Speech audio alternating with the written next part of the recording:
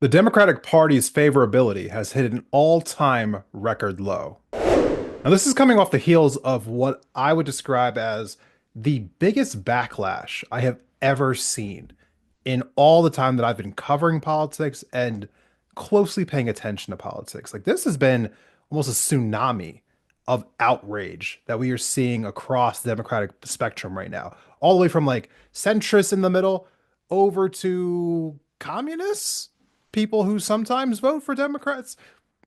The left is a weird place. It is palpable everywhere that you look right now, as far as Democratic, likely voters are concerned. There is people calling for a change in leadership. There are people calling to just completely rebuild the party. There are people talking about let's build a new party. It is truthfully both surprising and at the same time um, gratifying, incredibly gratifying. But before we get into all of that, let's first take a look at this clip from CNN where they talk about what exactly this poll said and what they think it means. Here's the clip. Morning. Welcome Inside Politics Sunday. I'm Manu Raju. First up this morning, a brand new exclusive CNN poll that paints a brutal reality for Democrats as they struggle to mount a unified opposition to President Trump. Americans' favorable views of the Democratic Party's brand are at a record low, just 29%. That's compared to 36% for Republicans. It is the lowest ever recorded for Democrats in CNN polling going back more than 30 years.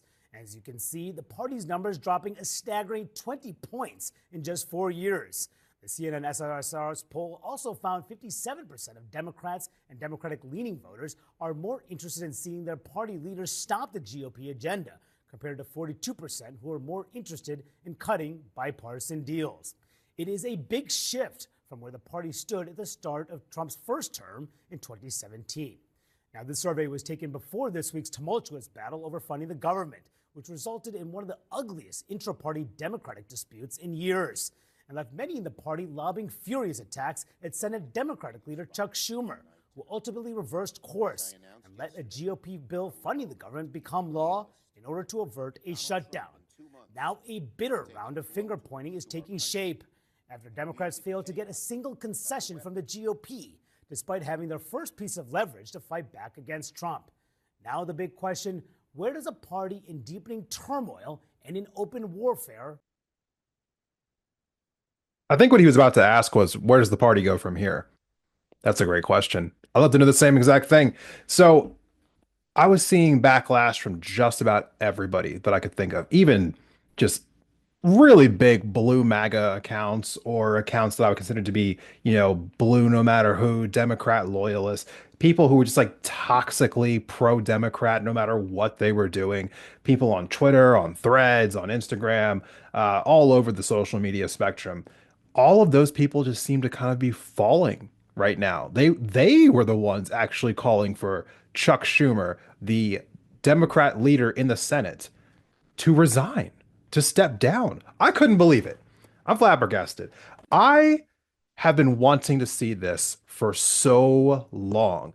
I have said to anyone who would listen for the longest time that I think that the Democratic Party is deeply corrupt. It does not truly represent the left. And the only real way forward is through something different. Now, pretty, I'm open to different ideas here. I'm okay with the route that goes with let's just start a new party. I'm okay with the route of let's tear down the Democratic Party and start all over again.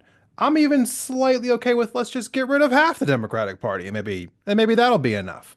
But what I'm trying to say here is that the status quo cannot be maintained. Chuck Schumer had had leverage, technically speaking, as far as like a legislative standpoint is concerned. For the first time in the Trump administration, he could have filibustered this bill. It's the first thing that he could have done. All of the House Democrats, except for one person, voted against this budget bill. They were willing to let the government shut down. Most of the Senate Democrats felt this way. 37, 38 of them. But Chuck Schumer kind of came out and said that he was going to vote for it, kind of gave a green light to other senators who voted for it. And here we are. They got no concessions, like the clip said, and they just permanently solidified Trump's tax cuts from 2017. They are now essentially normalizing what Elon Musk is doing with Doge. It's just it's embarrassing. It really is. It truthfully is. And I don't think the Democratic Party can go forward as it's currently constructed. If there was ever a moment to seize on an opportunity, this is it. If you are one of those people who thinks the Democratic Party is not good enough, that it needs to change, that it needs to be dismantled in some way, reformed in some way, this is that moment. And to everyone who could listen to me, who's willing to listen to me, that's the message I'm sending. It needs to change right now. Right now. This is our moment. Let's seize on it. So, hey, I mean, I think for a lot of us, we've always known the Democratic Party was weak, ineffective, corrupt, gutless, but I am truthfully just, I guess, taken aback by how many people who have been essentially, lost in the matrix for so long seem to all be finally waking up at the same exact time. And it's a beautiful thing to see. I hope that it leads to maybe the end of this era of toxic blue no matter who politics, because it's not blue no matter who. As much as I agree that the country is worse off when Republicans are in power than when Democrats are in power, a lot of Democratic politicians are bought by the exact same corporations. So it's not blue no matter who. Who we send to Congress as Democrats matters just as much, if not more. No, it does matter more. And we have to be very, diligent and vigilant. Those are two separate words there about who we are sending to Washington, because you could send someone like Chuck Schumer, and then look what we get stuck with.